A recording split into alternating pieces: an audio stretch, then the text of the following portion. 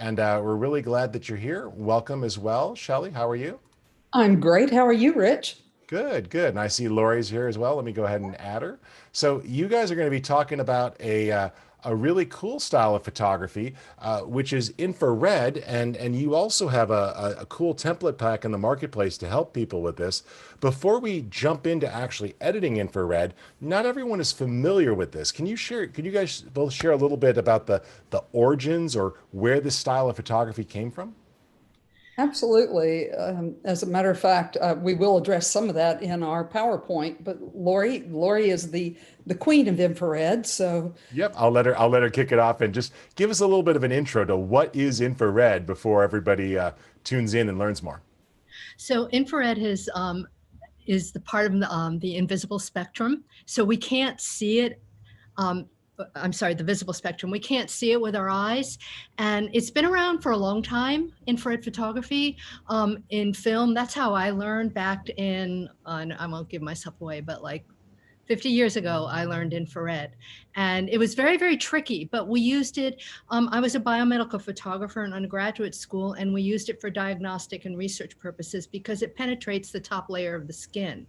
And it was also used quite a lot in warfare because when they cut, and for bunkers, when they cut down trees and camouflaged them, you could tell because if a tree is dead, it's not having that infrared reflective light coming through. So it's really, and it's very popular in forensics right now. So it's been a really for scientific purposes, it's been huge. And then it was very sad And then, when like all amazing technologies, artists looked at this and said, wait a minute, these are images that look different, and I'm seeing things in a whole new way. This is fascinating. I could take these things I look at every day, and they're suddenly exciting and new, right? right. And it's very surreal. And so, you know, I mean, I was taught to pre-visualize an image. How do you pre-visualize something in another spectrum where we can't even see it? So, and so after biomed, I was just so intrigued by it, and I didn't know what to do. And I actually went and studied with Ansel Adams and realized that he did infrared with large format. Yeah. And so I was hooked. So from then on, I am predominantly an infrared shooter. I did weddings for 25 years, and that's what made me unique. But it is very ethereal. It's a little neurotic. You know, and Shelley, thank God for Shelley because she talks tech. I Uh-huh. talk emotions. We both kind of overlap a bit. But infrared is just such an incredible medium for that. Well, that's And awesome. yeah, and nowadays we have cutoff filters and we can do different parts of the spectrum. So depending what you like, I mean, my favorite is 720. You started with the start with 590. 590. Yeah. Yeah. Yeah, And because it's now also digital, as you're failing and making mistakes and stumbling your way through, it's not an incredibly frustrating hobby because you didn't just spend $500 on images that you can't do anything with. So, right, right. Exactly. well, good. And, Why and, don't you and guys you start to share your screen? And I know people are going to love to see this. I'll keep an eye on the chat pod and the Q&A, and I'll occasionally interrupt as people have questions, but I'm really looking forward to seeing what you guys have. All well, righty. thank you. And this is our love, and I'm going to let you start off, Shelley. Okay. Um, so Laurie is, as I said, the queen of infrared. I came to infrared through a class with Laurie a number of years ago. Once I picked up an infrared camera, I never looked back. As a matter of fact, I have a Canon, a very expensive Canon that sits in my closet and hasn't been out to shoot in years, actually. But my career was in technology, and so I bring that to the imaging software and the teaching with Laurie. So you asked what infrared is. This is the light spectrum. We can see, you see the very familiar rainbow from 380 to 700. That's what our eyes see. Infrared, which literally means below red, lies beyond the red end of the rainbow. We use what's called near infrared. You know, the infrared you see and hear about in the news when you see the green glowing images, etc. That's far infrared. Near infrared is the in between those two spectrums and is where all infrared photography occurs. So what can you produce with infrared? Like Rich was saying, it makes the normal look unusual. There are three basic ways that we interpret infrared images.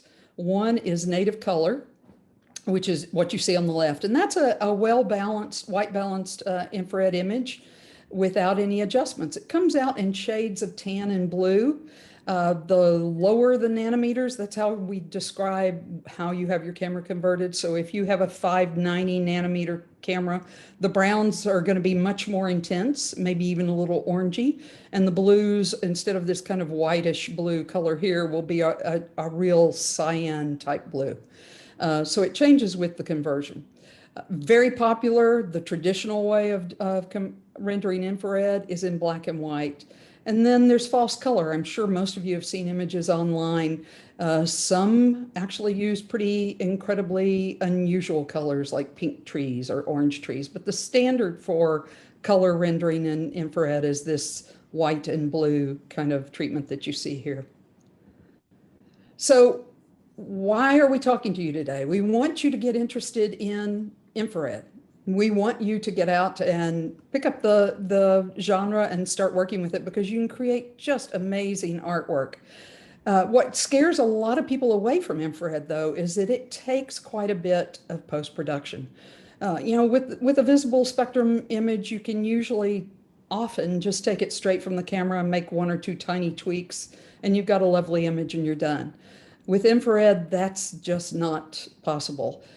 This slide is to show you, on the left is an unadjusted image. That's what it would look like if it came out of your camera without a white balance and without any other treatment.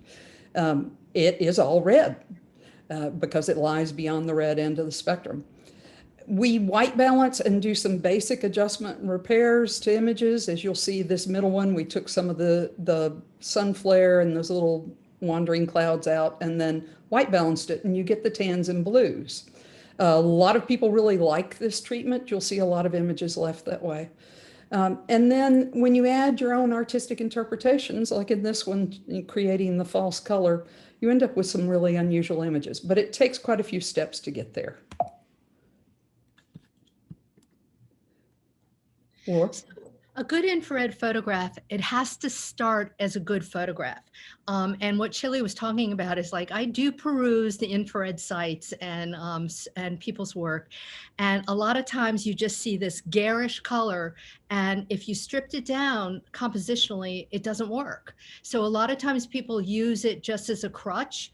I'm not saying everybody, but it's something that you have to be careful of, because it's very exciting to get these really, really crazy colors happening, but you still need, I mean, I was brought up, in academia, and so everything has to be in your image for one of two reasons, which is composition and content. And so with infrared, also, how do you pre-visualize something? How do you know that a red dress is going to turn out white? I mean, it has to do with the spectrum, and you do after a while, you can kind of pre-visualize that. But what's the clouds going to do? What kind of separation do you have? So the intention of your image still has to be intentional. It has to be deliberate. It has to be on purpose. And just using colors, false colors, is not going to, make that happen. So composition is important. Exposure is incredibly important. With, new mirrorless cameras, it's easier. When I was doing film, the light meter didn't work because it didn't work in the non-visible spectrum. So it has gotten easier, but you also have to make sure that you don't lose your highlights. It's very, very easy to. So exposure is really important. Also, you'll find with infrared we have to add a lot of contrast, because if any of you have ever done film, when it came out, and you made your contact sheets, for the most part, the images were very flat. So that's something that we need to add quite a bit, as well as sharpness and clarity. So those are all things that you look at this image and it stands out like an infrared image. So it's about the highlights, and it's about the drama. So infrared does require more. Like we talked about, a custom white balance, structure. The artistic choices are really, to me, profoundly important. They are to Shelley too. You know, it's very interesting because we are so opposite, yet we meet in the middle and we have the same, you know, idea of infrared and what is necessary. But there, you know, and I remember when you and I started, Shelley, and you liked the, you know, you had the 590, so you liked those wild colors, and I'm like, you know, I came from film. I didn't like the, as some of you might remember, there was a Ektachrome film that was used a lot for uh, uh, record albums, and they were the very garish colors, you know, Zeppelin and people like that. And I'm just living in my little bubble with the black and white. And then I started seeing her work and saying, well, maybe there's something to it, but it has to add. It has to add to the image. So we talk about color treatment, and it's native color, which you're going to see some pictures. Black and white, you know, is what my preference is. False color is when you have different colors, like your reds will be, you know, blue, or, you know, how they switch around. And then toning. And Shelley uses a lot of gold toning. I have a tendency to use sepia toning, but that's also because of the darkroom days. I did sepia and selenium toning, and it worked for me. Grain, there was a lot of grain in film. And so oftentimes we want to assimilate that. And also the big part that makes it stand out, I think, is the infrared glow. So those are all things that are really, they're required actually in order to make it look like an infrared image. But Right. again, learn the rules, but then break them.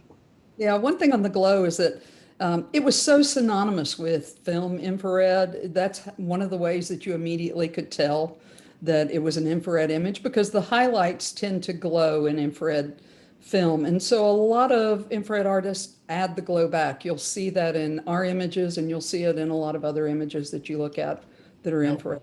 One thing that's coming up in the question pod here, and I know you're probably going to go deeper into it, but some folks are saying, well, how exactly do you capture these? Do you have to modify your camera, or do you install software on a camera? Do you attach a filter on the lens to change it? What are some of the approaches to adapt a camera, since obviously we can't get infrared film anymore?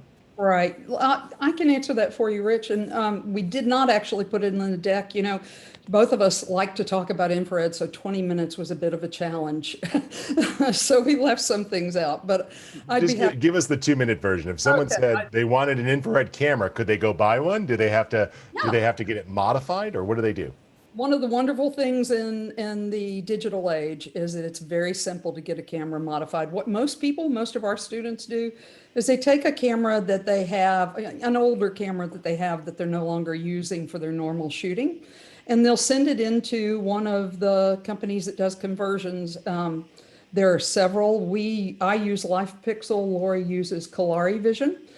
They will go in and modify your camera and make it see whatever portion of the infrared spectrum you want to work in. There's some information on our site, and we're going to show you our book in a little while, and there's a lot of information in there on it. But basically, there are two ways to try it. You can do an external filter. My warning on that is the only thing you can shoot with an external infrared filter is a still subject. And you have to be on a tripod, because in order to work with all the blocking elements that are built into digital cameras, they actually have to, it has to fight with your internal mechanism, and therefore it requires really long exposures. A converted camera, you don't have that issue. You shoot just like you would with any camera.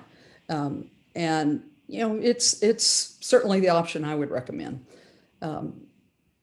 That's perfect. Yeah, it just came up of people are like, okay, I'm getting really interested in this, but I'm looking in my menu and I don't have this option. Yeah. And you know, if you go and look on the two conversion companies that I mentioned, Kalari and LifePixel, they have a wealth of information on how to go about converting, what the options are.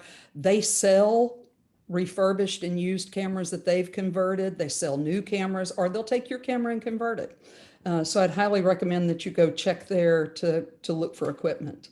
Yeah, one of the things that we do suggest when people come and take classes with us and they're not sure is rent one. Yeah, yeah.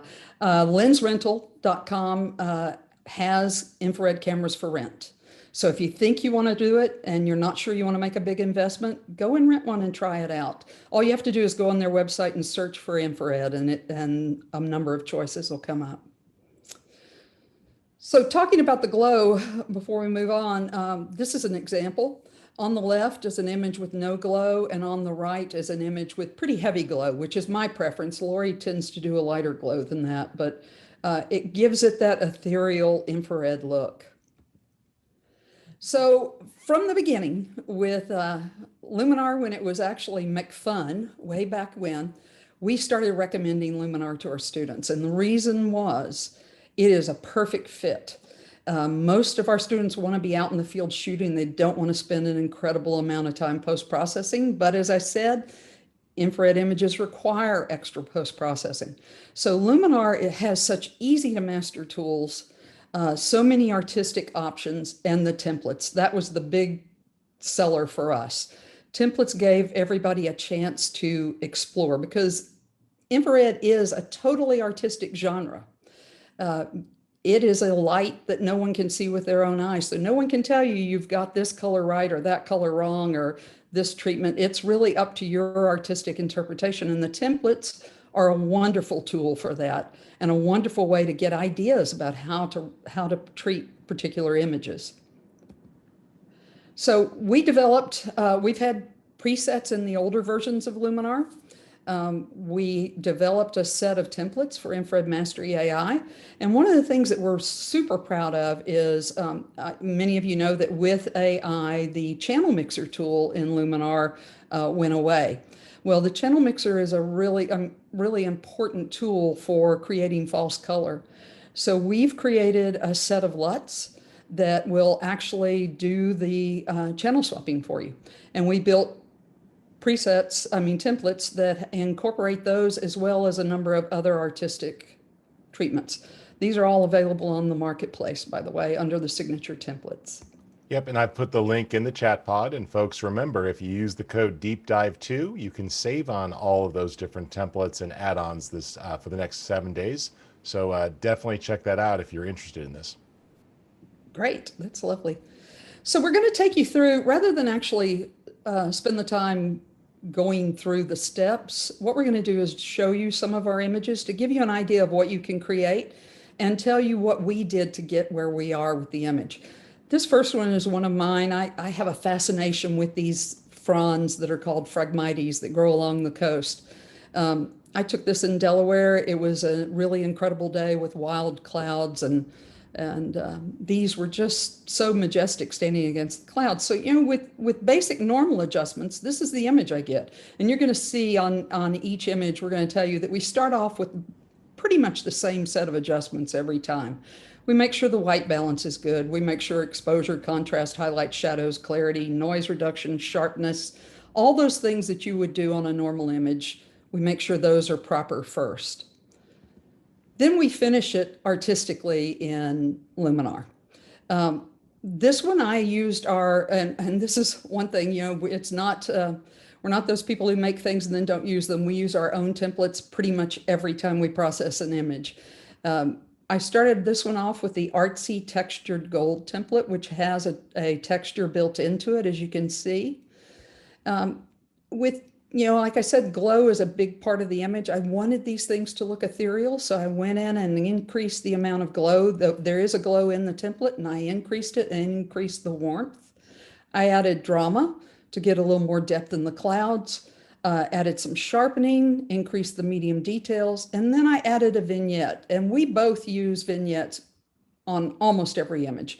I was listening to a gentleman talking earlier today, and he said what we always say: the vignette keeps your eye in the frame. It keeps you on the subject. So we just think it's really critical to have, you know, it can be a subtle one. Some images artistically, you're better off with a more, with a stronger one, but a vignette is always just critical in our images. This image was taken on Cape Cod. One of the things I love about infrared is the clouds are so pronounced. You really get a lot of depth. There are certain things in infrared that just stand out.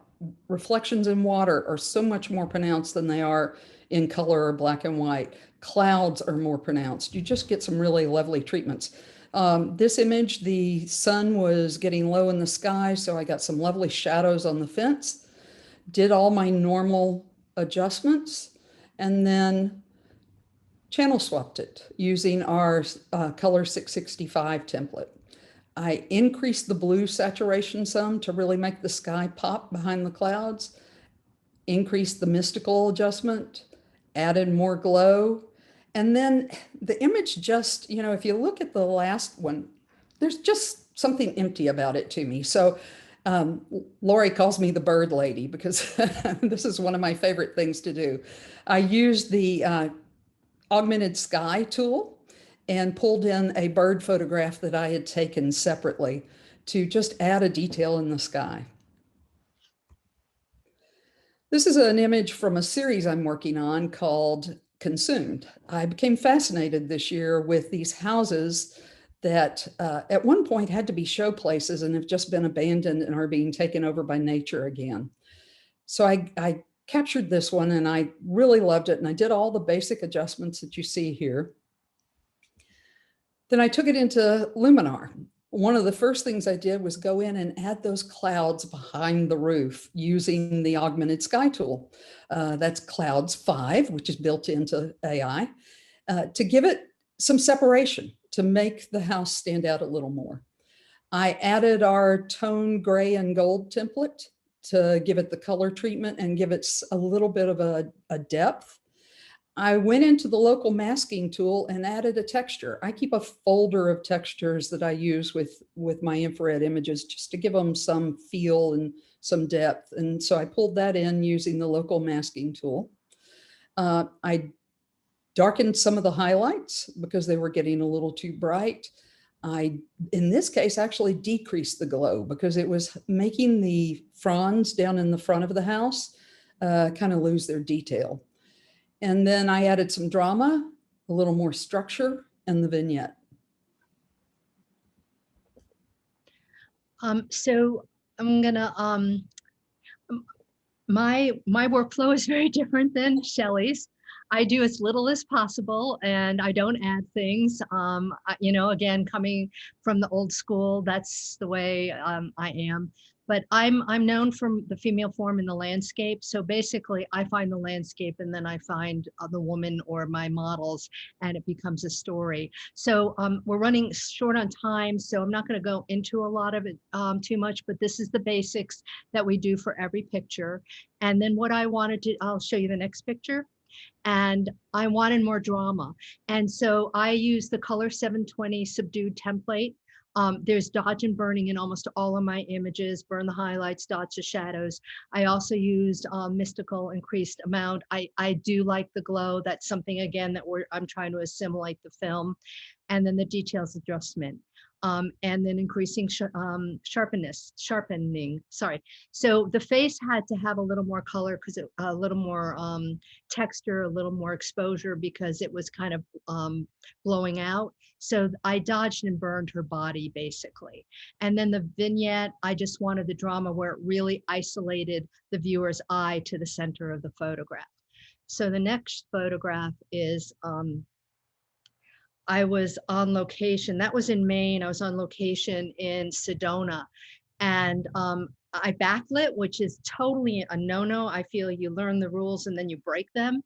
But it was very glary. So that top right, the corner is my hand because I was getting so much flare. We get a lot of flare with infrared, but really it was about her hair and the light. And we put flour in her hair and had her move it around. So it got kind of that cloud. And I love the no outlet sign, but it really needed a lot of work. So the next photograph, I did get rid of, I used black and white crisp. I wanted to keep it black and white. I used the erase tool in the upper right to get rid of my hand and did a little cloning there. And then the details was increasing sharpness. And again, this had to have vignette to it because it had me have the viewer look at her, you know, as the central focus. And I don't know if you can see on her legs, but there are handprints because there's a lot of dust and there was a lot of flour around. And so you can see her hands and I wanted that to stand, the handprints to stand out. So my last photograph was done, at Santa Fe workshops that that we teach at every year. We're going in like 10 days. And, you know, I love this. It was the dog that was in its own other world. It was telling its own story. And she was just playing with this fabric and kind of like a wing goddess. And I knew I was going to have trouble with the clouds because they're a little bit blown out. I went through, you know, the basic things that I do on every one of my images, but I knew what needed to be changed. And you can really see the difference in this photograph to when we go into post. And so this is native subdued color template, the enhanced tool. I did increase, I had to do a lot of dodging and burning in this photograph. You can see the dog has been burned, dodged, and so is she, especially her face. Again, I wanted to tell the viewer where their eyes should go. And I used the Orton effect. That was my glamour glow. That was my glam. That was what made it soft. And again, the vignette, I increased that amount. So, Very and nice. yeah, the other thing is that I do use mystical a lot, and I did not talk about that. And just because it has a really dreamy feel to it. So Yeah, the way I like to explain it, and maybe you see it differently, but I always think of the Orton effect in Glow of adding richness to the highlights and using mystical to add richness to the shadows. And so sometimes it seems weird to use them both on the same image, but with a little bit of masking or a little bit of blending, I could tell from your work, it looks like you do use both of them, and they are quite nice. absolutely, absolutely. Yeah. So you guys have a book that people could check out, obviously, right? We do. It came out this past year, and it pretty much goes through everything you need to know from capture to technical to exposure to post-production. And it's got a lot. It's got a lot of information in there. Yeah, and for those who were questioning how to get started, it has a whole section on how to make the choices that you need to make for buying a converted camera, where to go, what the options are, etc. I could tell my wife I've just picked up a new hobby and now need to spend about $800. And, but she's not here. She's actually home visiting. So if I act quickly tonight, maybe I could send my third camera off that's not doing anything and get it converted before she notices. Yeah, and the thing is, it's addictive. Once Oh, you I'm start, sure. yeah, What, yeah, what I love here that you shared, and this has actually been a theme a little bit for the day as we talk about Luminar, is this looking at your images or your world differently, coming up with new ways. And Laurie, Shelley, first off, thank you for sharing your creative process. I know a lot of us have been here for many hours today. It's just been so invigorating to see all of these different styles, which is cool. And this is cool. So you also have some extra things on your website with that deep dive code that you're offering as well then. Great. Right. right. Yeah, the outside of the templates, we have a package of just the channel swapping LUTs that you can buy on their own, and we're offering those for people watching this today for 25% off. Awesome. Yeah, you can use LUTs with the mood tool. So Yeah. LUTs are lookup tables, and they're basically color recipes that you could add to images, and they can represent almost any color or tonality change. They're very powerful, and they allow Laurie and Shelley here to take super complex recipes and make them things that you can load into Luminar to configure. You've seen a lot of other people use LUTs today, but between LUTs and DCP profiles, there's so many amazing things we can do to transform our images. Ladies, this is wonderful. I really appreciate you taking the time to share. Is there anything else you'd like to walk people through? It looks like you've got some workshops coming up. Yep. Just visit us on our website, and there are free articles, there are free resources. Also, we have Visual Visionaries, which is a Facebook group. A lot of infrared photographers help each other, talk to each other, support each other, and it's a great, great community. And we do an A to Z infrared workshop a few times a year. So one is in the fall, and then on infrared processing intensive that will be listed soon. So thank you so much for this. This was just for us to share our love with other people and expose them to infrared is just such a gift to us. No, we Yeah. really appreciate that. And remember folks, all these recordings will be up early next week. So if there's a class you saw that you think a friend would get inspired by, feel free to share them. We make all these deep dive recordings available for free. We just want to help you be more creative and love photography. So this is great. Laurie, Shelley, thank you so much. And this is really helpful. I really enjoyed you sharing your process here. Well, thank you, Rich. We really appreciate it. And we wish we had 2 hours and could give you all the detail. Well, if you want to come back on a coffee break, Vanelli and Angela frequently hold hour power dives into different topics on a daily basis. And so I'm sure you can talk them into a two-part series. Just ping Angela and Vanelli. They schedule all sorts of things there, and we do those on a regular basis. So it'd be great to have you. Great. Thank you. We're already in touch. Awesome. Yep, we're already in There we touch. go. That's Angela offering. So I'm going to introduce what comes up next.